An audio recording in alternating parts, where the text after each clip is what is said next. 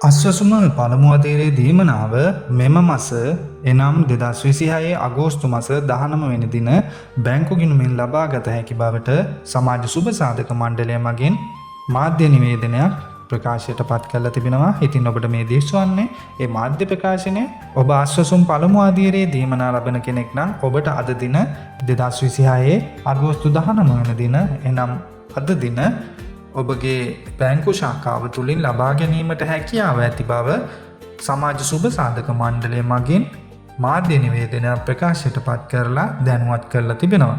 ඉතින් මේ ඔබට දිස් වෙන්නේ එම මාධ්‍ය නිවේදනය. ඉතින් ඔබට පුළුවන් අද දින ඔබට හිමි අස්වසුම දීමනාව ඔබගේ බැංකු ශාඛාවෙන් ලබා ගන්න.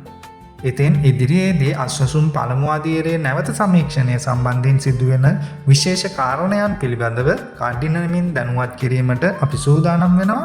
ඉතින් අස්වසුම වගේම සමාජ සුබ සාධක තොරතුරු එසැනින් ඔබ අතරට ගෙන එන අපි SL 360 ප්‍රවෘත්ති නාලිකාවයි.